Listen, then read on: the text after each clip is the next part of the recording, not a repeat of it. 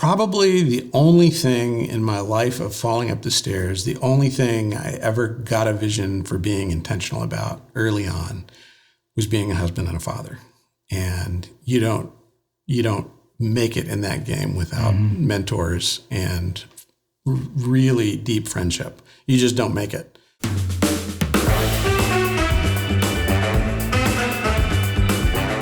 What's up, everyone? Thanks for tuning in to The Creative Table. With us today, we have the one and only Chris Arias. Chris is a composer and voiceover artist, amongst many other things. He is extremely talented and well-informed about the creative world and industries they're in, and he's done work for clients such as Delta, the AFC, Turner, Garmin, Cadillac, Chick-fil-A, Coke, others.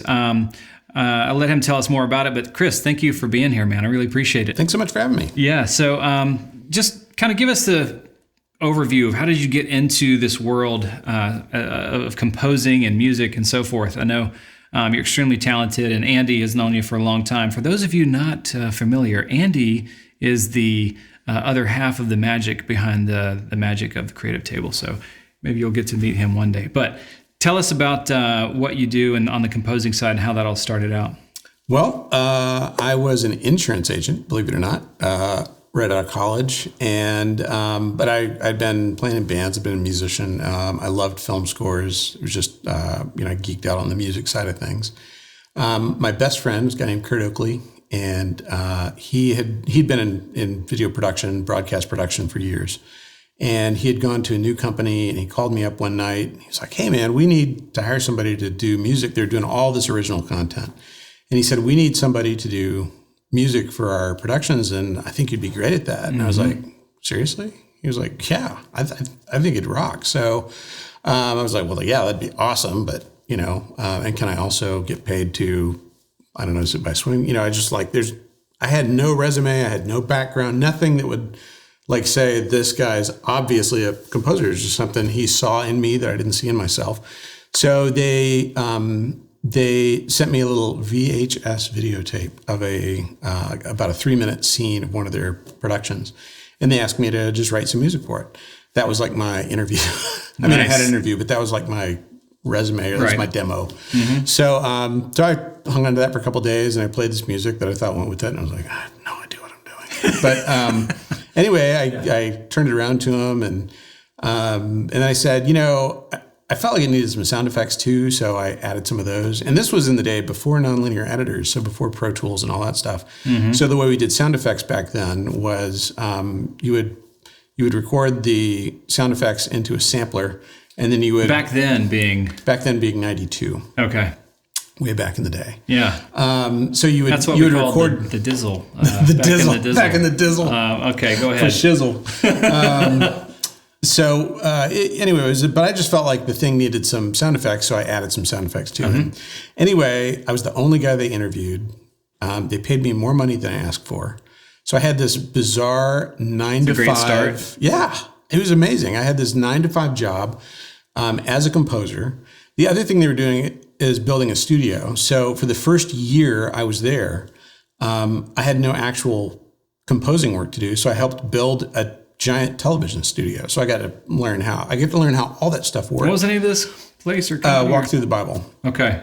A guy named Bruce Wilkinson was the founder and president, and he was creating all the content. Mm-hmm. So we were building this giant studio. So I got this 1 year unbelievable education in all the innards, technical workings. Old school, like apprenticeship style. That's the best way to learn. Broadcast television and how it all worked. And so it was cool because I had this, I really understood where my piece fit into the whole thing. Yep. What happened to it once it left me and all that kind of thing. That's such a good perspective to have too, as a creative. It really is. I mean, to know where you're at and where it's coming from and where it's going can inform so many things to help the work be better. Yeah, for sure. So I was there for 2 years, and then my best friend and I and another friend, we had started freelancing, and freelance was really, really picking up. So we said, let's. You had started freelancing as So I was doing music and audio post. Kurt was doing editing, shooting and editing. He was a producer, editor, shooter guy. And then our friend Joel was a motion graphics guy. So the three of us were just like, we were killing it in Charlotte. And Nice. Charlotte, North Carolina. Yep, Charlotte, North Carolina. Awesome. So we were like, hey, this is cool. We're young. Joel and I were married, but we didn't have any kids, and Kurt was single. So we're like, we can do this anywhere. Let's go somewhere amazing. So we moved to Colorado, and summarily went broke.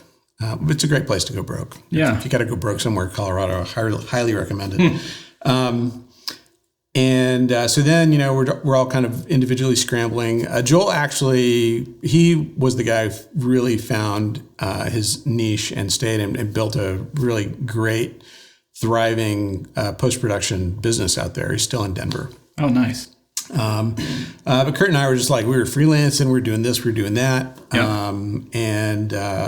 And then Kurt met his would-be future wife out there. We had our first kid, and when we had our first kid, we were like, we definitely want our kids to grow up around our family, so we moved back to Atlanta. I went to work at one of the old, large studios downtown, a place called All Good Productions. We did a lot of orchestral recording, movie soundtracks, some other cool post-production commercial type stuff. Anyway, so I worked there for about 6 months. And I moved my studio operation into our living room. So we had this neighbor who was from Maine, and he came up for a visit one day, and he came in the living room, and he's like, my God, it looks like the USS Enterprise sent the dashboard in for repairs. What are you doing in here?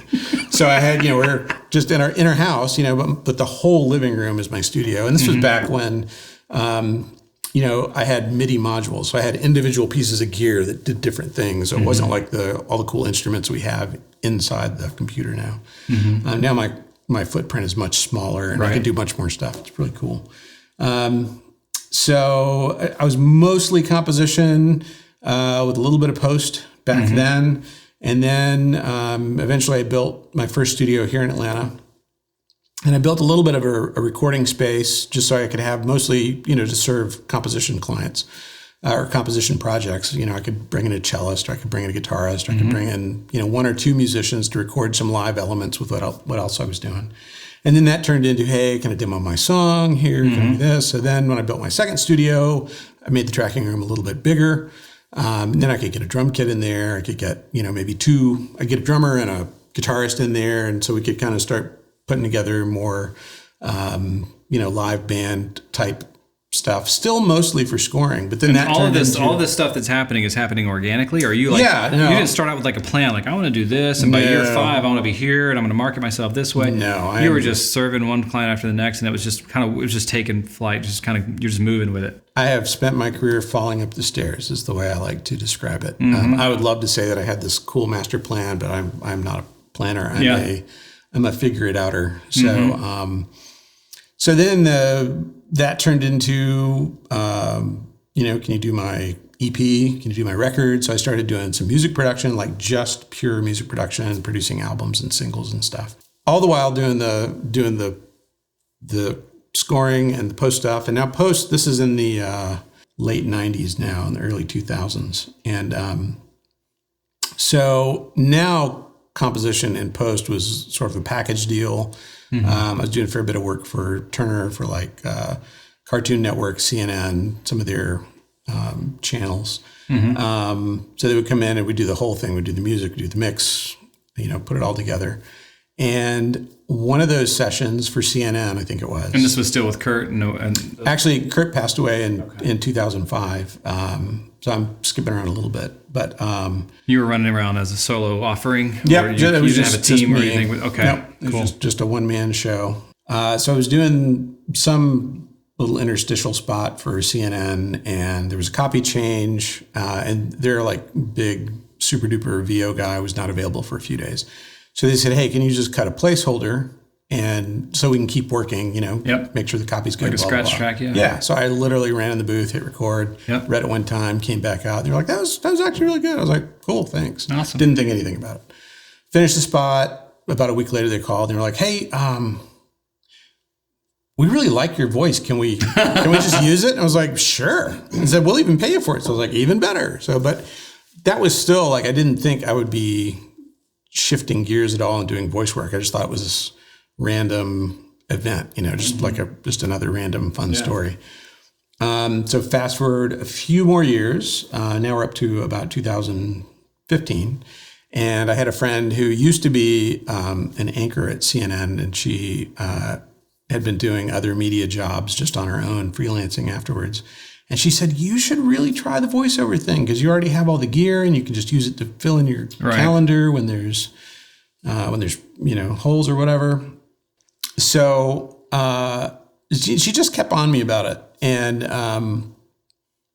she is one of these people that doesn't want to start doing something until she feels 100% confident that she knows everything about it and she can do it 100%. And I'm more like, I'm a little comfortable building the plane as I fly or, figuring stuff out. Yeah. This feels so often the case with us too. Like we're driving down the road as we're paving it, Right. Like, well, I think it's how you grow. Yeah. I really do. There's definitely a healthy tension there. Absolutely. And I've bitten off way more than I could chew a couple of times and regretted it.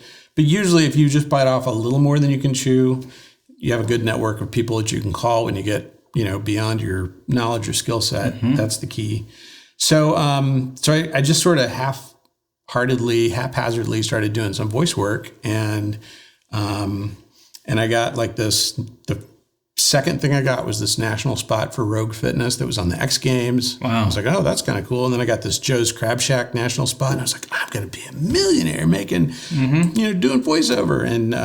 And then I went 7 months, and I auditioned for 800 jobs, and I didn't book anything. Good gosh. But I didn't know how it worked. I didn't know what I was doing. So I was And this was trying just, things. Were you doing the same voice in each one, or were you just trying all over different kinds? I was trying, I don't know, maybe I can sound like Morgan Freeman. I don't know, maybe I can. Yeah, Why not? I was trying anything and everything. Right. It was a ton of fun, and it was, it wasn't my life. Very time consuming, it sounds like. was very You're doing this time-consuming. in your off time, or what? Because you got to pay the bills somehow. This was just between other things. Yeah, okay. And I was really good at You're like, editing honey, dialogue. I got this idea. You got to trust me. We're going to take all our savings. Right. And I'm going to try out this thing for 8 months. Right. No, it was very, my friend Anna was really right in that it was a great thing to just, if there was a dip in the calendar, I could just kind of throw 2 or 3 hours at voiceover, no problem. Yep. So it was cool. But I started talking to some mentors, and I had been, what I didn't realize is I had spent 20 years in between great producers and great voice talent, engineering and mixing TV commercials. And so I've been listening to all this dialogue between voiceover artists and producers for years, not knowing that I was getting educated in this. So when I started finally booking stuff, producers would say, wow, you're really directable. And I was like, cool. And I was like, oh yeah, I learned from like the best people. It was really cool. And then that just started building more and more steam. And as a lot of changes started happening in the online music, royalty free, or even if it's, with royalties, just people started figuring out the licensing and making those libraries really available. I saw composition work start to do this because it's getting so... That was like 2010, 12, 13, around there. Yeah, 14, 15. Yeah. It's getting so easy to get really high quality music that's pretty close to custom. You can, if you're willing to work at it a little bit, you can find exactly what you're after or real close to it. Yep. So composition's doing this. I was still doing music production, and I still do that. Post-production was still doing its thing, but voiceover was just like, and then as you do it, you start picking up a few repeat customers who are coming to you year after year after year after year. And so there's kind of a natural growth element. Yep. And here we sit. Awesome. So, and I want to go, I got to go there with the voiceover side of things. You have along the way just taken on some different types of voices that you do. For sure. And has that been like professionally learned, or has that also been falling up the stairs? Like, man, when I first did British, I sounded like, just absolutely terrible, and now it's, oh gosh, can't think of having what's his name from Mary Poppins? Dick Van Dyke. Yes, he did like this terrible like Cockney accent. Yeah, it's like famous for how bad it is. Right. Of course, I didn't never think anything of it, but apparently it's like just like atrocious to the right ears. Is that how you were when you first jumped into accents, or did you get like a voice coach to like walk you through? Again, this is like, I would love to say I'm like Mr. Intentional, and I am just not. But I like literally from the time I started talking, I just had this little cast of characters, these weird little voices. I watched way too much television when I was little. Good excuse to watch all the Looney Tunes and Mel Blanc. Absolutely. And I really came to appreciate Mel Blanc much more than I did before. But so I talked in crazy voices and accents and all that stuff. Literally from the time I was 4. Yeah. And it drove my mom nuts. We'd be at a restaurant and I'd order my food like this, and she'd be like, "Why don't you just be normal?" And it was fun. It was good, clean fun, and I mostly stayed out of trouble. But I talked. I'm picturing like a little 8-year-old with the same goatee. Yes. So what's in the toolbox? How many accents do you do? I don't know. That's a good question. We were just at lunch, and you broke out something like straight out of Snatch. The Guy Ritchie film. For those of you who haven't heard about it, you got to check it out. So old movie. Britain is a lot like here. You have Deep South, you have Northern, you got the guys from up in New York and that kind of thing. You got real New York. Then you got Jersey. Jersey's different than New York. Jersey's got its own little thing going on. Like they don't have sauce with their spaghetti. They call it gravy. Like, that's crazy to me. Gravy, you don't put gravy on spaghetti. But the big thing of red sauce, that's gravy in Jersey, but it's sauce in New York. Like, it's weird. So I have a handle on that stuff because I live here. But in England, like, there's a couple of things that I know. Like, there's a thing called RP, which is received pronunciation. And that is what the very upper crust are taught. That's how they are taught to speak. RP? Yes, received pronunciation. That's the name of it. And that's how the Queen and all of those dukes and duchesses and... You watch The Crown as like part of your study? It's most excellent, I must say. But then there's more that like, this is more like everyday, like they call it Southerner, but London is down in south of England, right? So it's Southerner. It's amazing. The Southern thing. But I don't know all the bits. And London is one of those places where they tell you that like, if they listen to you talk for a minute, they can tell you which block you're from. It's just like so specific. So I know like these kind of... What about Australian? General, that's really hard. Really? It's hard because they do their things really different there. I got a good friend he's like half New Zealander and half Australian. So I've been learning from him, but I've been learning a lot of stuff wrong, which is weird. Weird. So I auditioned for this book a couple years ago, and they loved the audition, and then they shot back and they said, "Could you make it Yorkshire instead?" And so I tried really hard, but I could hear it like dipping in and out, and I just couldn't like keep it up. But how does that sound? I can't think of. Did you ever watch Frasier? Okay. So Daphne has a perfect Yorkshire. They say things like love. It's this it's got this little lilt to it. It's just lovely. It's lovely. But I can't stay there. Like I don't. But I could hear it coming in and out. And I was working at it. But there was a job for Garmin a couple of years ago, and the audition was up. It came up really late. The Scottish. We got get to the Scots. It came up really late at night. The audition came in at like 10. They only wanted 20 auditions, so I knew it was going to be full by the next morning. It was like, well, I'm not going to the studio just to record this one thing. So I literally got out my iPhone, and I didn't want to give them any excuse to not call me. So I just put a little slate on the front of it. I said, "Hey, this is Chris. I'm away from my studio. It's late at night here, but I would love to read this for you. So I'm going to just read it on my phone. I'll be glad to send you another one from my studio tomorrow. But I would love to read this." And then I read the copy. So I get this call the next day from somewhere in Los Angeles. And I was like, "This is Chris." They're like, "Is this Chris Arias?" I was like, "Yep." And she said, "Hey, this is Katie at Garmin." And I was like, "Oh." And she's like, "Did you send us an audition last night?" I said, "Yeah." She's like, we thought you were Scottish." I was like, "Well, that was the idea. I spent a lot of time there. I've been there a bunch, I promise." you know. And so then she started laughing because I was like, oh, I'm going to lose the gig. Yeah. She's like, yeah, if we didn't know you were American, we probably wouldn't have called you back.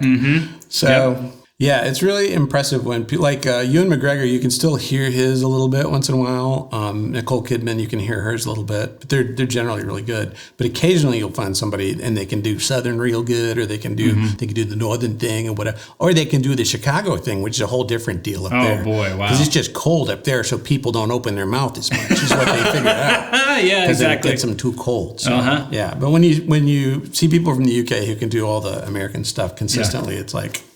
I did this totally on a lark, and one of my most booked things right now is Christopher Attenborough. People hire me to do David Attenborough all the time because he's very expensive and he's not very available. But people like this He's delivery. not getting any younger. Right, that's exactly it. I'm like, I can be him for another, 20, 30 years. So it's really kind of fun. That has just turned Blue into... Planet 5 coming to you, hosted by David Chris Attenborough. Yeah. So it's become this whole cottage industry within my voice thing, which is hilarious. I probably do a dozen of those gigs a year now. That's amazing. With the Edinburgh thing. Yeah. Okay. So fun. Along the way, having fallen forward up the stairs, what are some of the big takeaway lessons that you've learned? Maybe things that stick out on top of your mind that you've known now that you wish you'd known then when you started out. Just, I don't know, is there anything that you would impart to the young creatives that are maybe watching at the moment that you... So, Professor Dumbledore here telling you, when you start out, get a CPA. Just do it. It's the best money you'll ever spend. It's like for the first bunch of years, I only saw myself, I'm a musician, I'm a composer, I'm a mixer. I viewed myself as my function. But then I guess 7 or 8 years in, I started realizing, this would probably all work better if I kind of started to manage myself and think of this enterprise as a business and not the stuff I do with my time. It's like when I started thinking of it as a thing that holistically needed to be taken care of, that was kind of a game changer. Because as long as it's just the things that I do with my time, then if I've done enough stuff with my time, well, then this time I can just fritter away. But when I'm doing that, I'm not thinking about all those not front and center things, things like taxes, things like all the stuff that you have to keep track Sales. of. Yeah, exactly. It's like I would never go back and look at, how did I do this quarter? I was just like, whatever comes in, cool. Or not cool, frightening. Right. But starting to step back and say, okay, wow, this piece of my business, something's really working here because that's growing. Why? I just never, early on, I wasn't studying why business was doing what it was doing. And the more I started to pay attention to it as its own thing with its own interest that needed its own care, things started really getting exciting.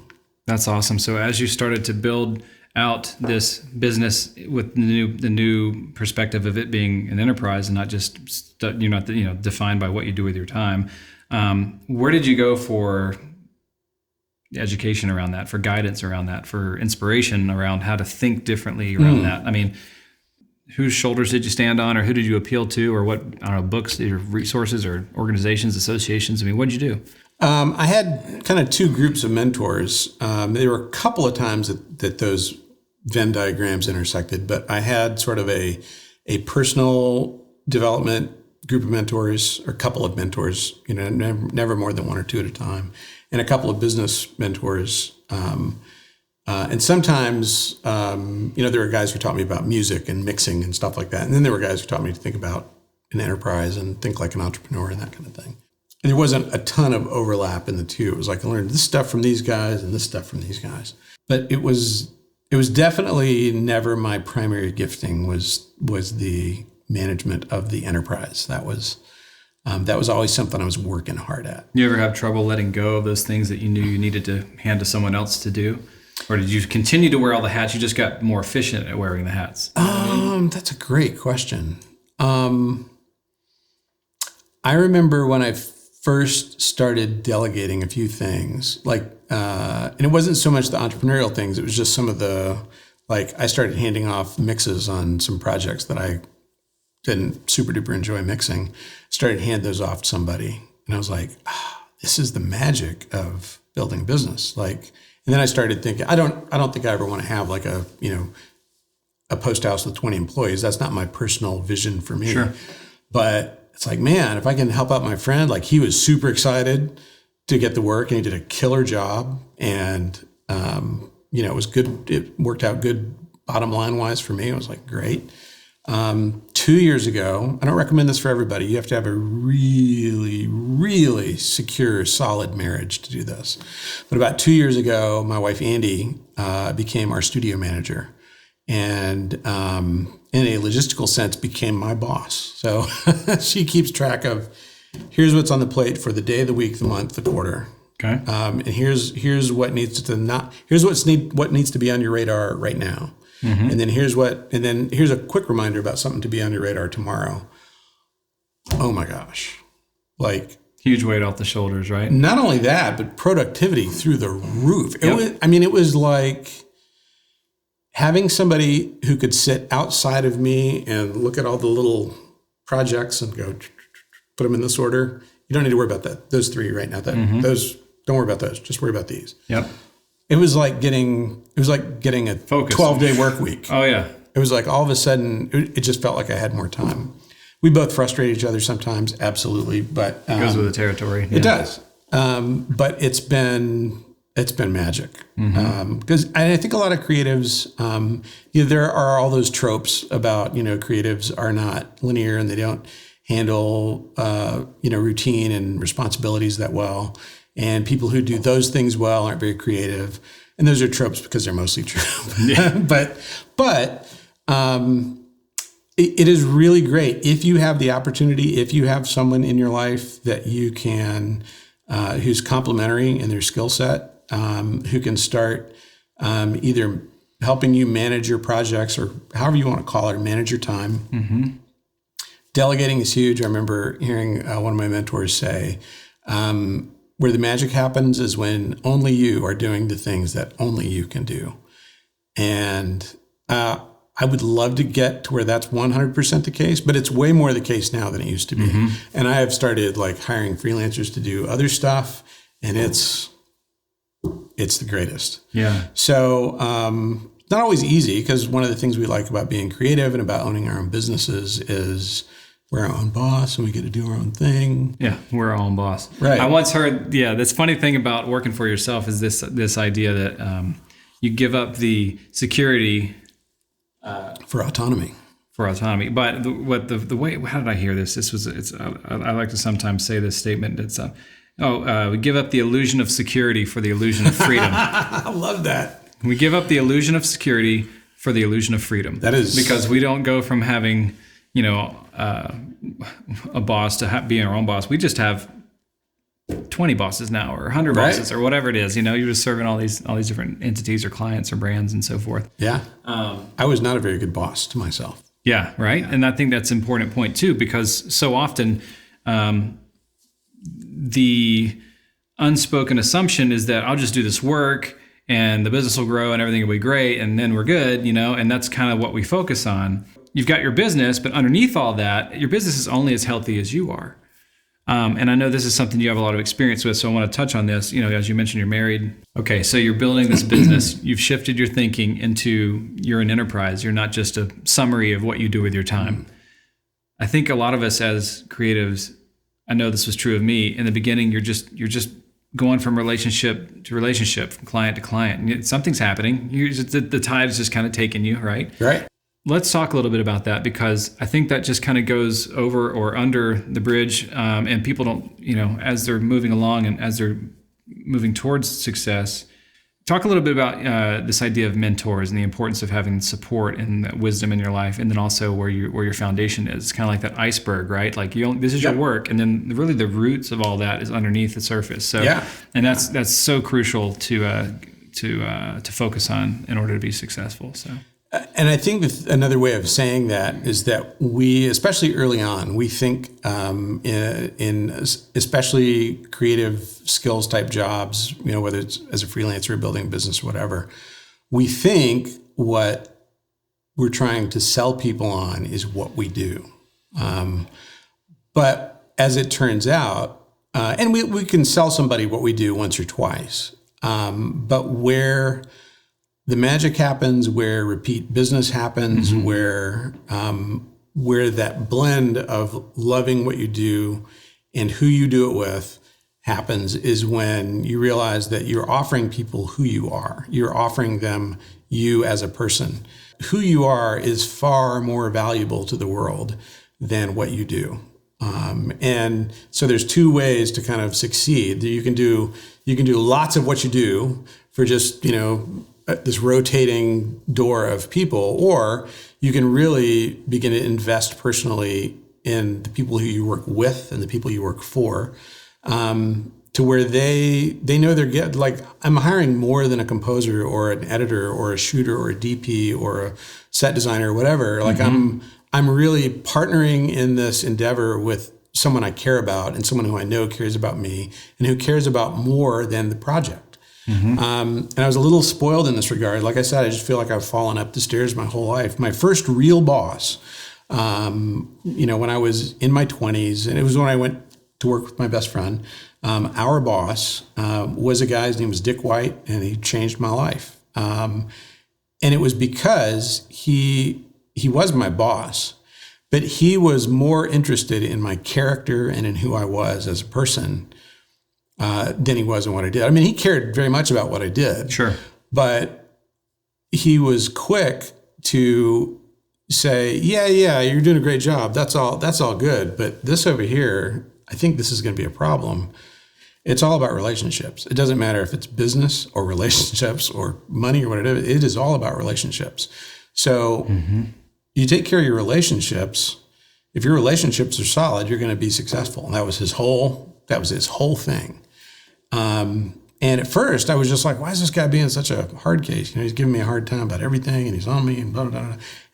He was just experiencing a very immature, 20-something kid who was a newlywed who, just got like beyond his dream job, who hadn't really worked that hard to do, he was just with this very immature kid and he was inviting me to be mature. And the way that hit me was like, oh, he doesn't like me. He doesn't. And about 6 months later, I was like, oh no, this guy actually loves me enough to speak to these things over here, not just define me by this skill set that I apply to his projects. And that would become a voice that I learned pretty early on. It's really hard to do life well without that kind of voice in your life. And so after I left there, I still kept up with Dick, but we didn't see each other, certainly not daily or weekly. And that's when I figured out that I needed that voice in my life. I just kind of I was feeling a little aimless, a little wandering, and not just professionally, but like I just felt a little ungrounded. And I just reached out to an older man, the guy's about 10 years ahead of me. And I said, hey, I really need a mentor. I need somebody I can walk through this season of life with. My kids are young. My business is hitting a real different footing right now. And I'm trying to figure that all out. And I wasn't asking him to do it because I knew he was a very in-demand, very busy guy. But I really did just want his advice. If I wanted him to be my mentor, I would have just said, can you be my mentor? Sure. But I just told him I'm looking for a mentor. And he referred me to a man named Reggie Campbell. And Reggie Campbell is another one of those guys who changed my life and gave me new perspective on work-life balance. He has a very famous thing. He's like, I don't believe in work-life balance. Seriously, can you talk a little bit about that? Sure. You guys got to hear this. So it's a dime a dozen, right? What do I do? What do you do about work-life balance? Work-life balance. I have met personally some of the largest directors and DPs from Hollywood, and asked them point blank when the speech is over, when the when the cameras are off, et cetera, said, hey, you're obviously extremely busy. There's this industry, it demands a lot of you. There's so much going on. And I know this is true outside of Hollywood. As creatives, like, we pour ourselves into our craft and we lose ourselves in it. Often Absolutely. We wake up one day and we've lost everything else we care about and we've just chased this notoriety. And then we sit back and go, what do we do about work-life balance? It's so easy to say that, but what was Reggie's take on it? Yeah, Reggie said that he doesn't believe in work-life balance. And backing up from that a little bit, one of the things about especially creative jobs, man, it's really a thing, is when you find your niche, when you find your stride, and you find that element that you do really well, whether it's directing or producing or shooting or composing or whatever it is, whatever, especially creative, but you see this in businessmen as well.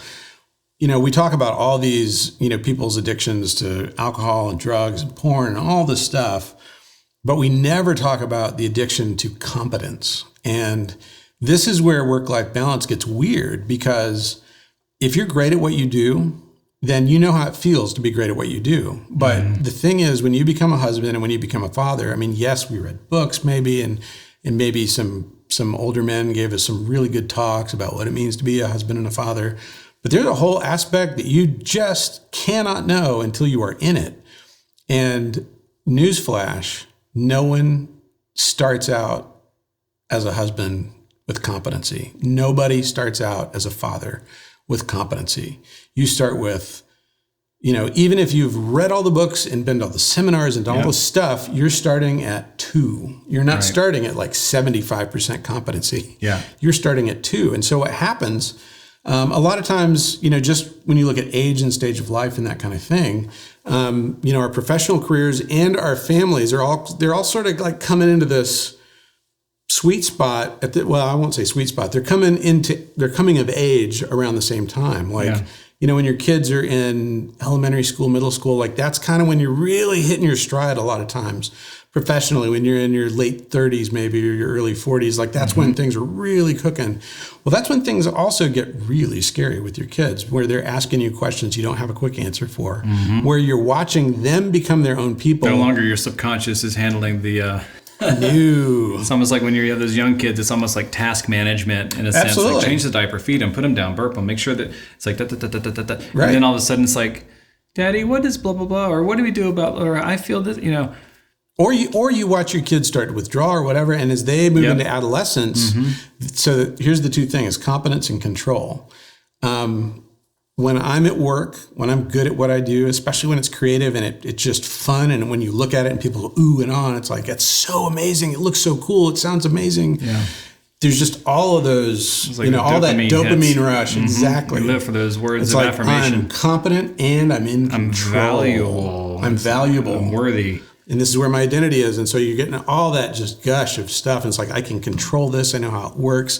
And it's over here, it's like, this mess. I can't control this kid. Like I could until now, and now I can't. And I don't know what to do. Or things get sideways in your marriage and it's like, I don't know what to do. And it's like your choice starts to become, it's this little, it's not blatant, but it's just the way we're wired as humans. Like give me the dopamine. Like, give me competence, give me control, where I can and that's where I find my identity, and I lose my identity over here. And Reggie's thing is like, it's not, my work day is not my 9 to work doesn't get this block, and then family gets this block, and God gets this block. He's like, I am walking through the day with my Father, and I do what He tells me to do. And if my wife and kids fly into the middle of my workday with something that needs to be handled, am I going to tell them, yeah, wait? No, I'm going to deal with it. I do a really good job at work. Like, I'm going to do my best for my employer or for my client or whatever you want to call it, however that is framed for you. I'm going to do my best for my client. At the end of my life, the thing that is really important to me is I want to be married to this lady. I want to be these kids' father, and I want to have really been their father. I don't want to be the guy who's married to their mom, or the guy who brought me into the world, or the guy who pays my rent when I'm short on cash. I want to be their father. And probably the only thing in my life of falling up the stairs, the only thing I ever got a vision for being intentional about early on was being a husband and a father. And you don't make it in that game without mentors and really deep friendship. You just don't make it.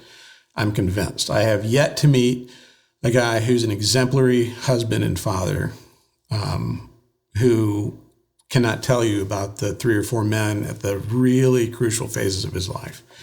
And so Reggie's thing was like, I don't have like work and life. I have life with people. And I have life with people at work, and I have life with people at home. And sometimes those lines intersect. And when I'm handling that well, my wife's not going to lose her mind if I take a 5-minute call. I almost never do. So she knows that when I do, that I really need to, and that it won't be long, because I have laid that groundwork. And when I'm over here at work and something blows up at home that I need to address, they know that I'm going to address that, because they know that's who I am. And so it's not this finding the point. It's not a seesaw. No. It's a yes or no. Absolutely. Like, am I doing the honoring thing? Yeah. By this way that I live my absolutely. life. And it sounds so much mushier and kind of miasmic and whatever, but it's simpler, and it's a lot more gratifying. Really is. And I love the people I work with. People who work with me can't work with me very long before they sort of figure out who I am over here, and vice versa. And my family knows about my clients. They know about the projects I'm working on. They'll, get involved, or they'll ask me things. It's a ball. So I've often wondered this, like, how do you find a mentor, right? Like, just go to mentors.com. Like, so what would be your advice for people, or whether, men or women, whoever is watching, to find that mentor, to find that person that they can trust and that can speak into their life and so forth? I mean, just ask. Simplest thing to understand, hardest thing to do. To go to a man who's, my thing is somebody who's 8 to 12 years ahead of you, close enough to not be cynical about your stage, because it has to have been through the stage that you're in, right? Absolutely. Obviously, you don't want to go with the 50-year-old single guy who's never had a kid, who just thinks that work 24/7 is the way to do it. Right. But you just ask. Like, find someone who is where you want to be. Find someone whose life you genuinely admire and respect, and say, hey, can I take you out to coffee once a month, once a quarter? I mean, like, I will be as low maintenance. Whatever you have available is all I'm asking for. And they're like, but just ask. And I mean, you'll be amazed. You may ask somebody you think is 10 times too busy, to go have coffee with you once a month or once every 6 weeks or whatever. And they might be, but they might not. And if you don't ask, you won't know. And like in my case, I knew the person I was asking had, his calendar's full for 3 years, but I knew that he knew somebody and changed my life. Wow. That's amazing.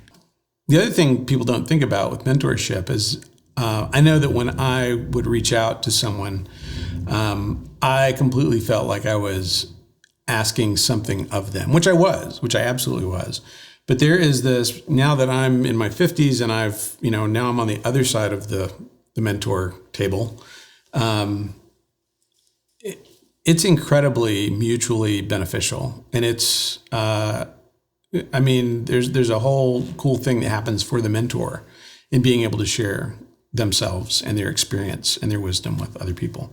So, if you're a young creative and any of this is, resonating with you, whether that's, in your craft, or, I would say more importantly in your marriage and your family.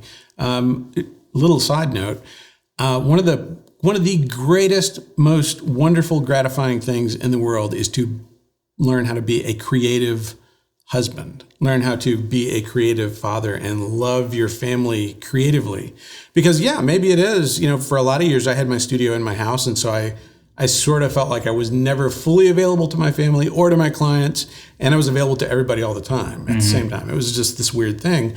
But I really, during those years that I was at home and the kids were in elementary school and that kind of thing, I found creative ways to connect. And that was, I think, one of the funnest, best, most worthwhile uses of my creativity, if that makes sense. I would go be the secret reader, in the second grade class or whatever. Or I'd go have lunch on a Thursday or just, whatever. It was interesting ways to say, yeah, Dad's life is a little crazy and sometimes we work until 2 a.m.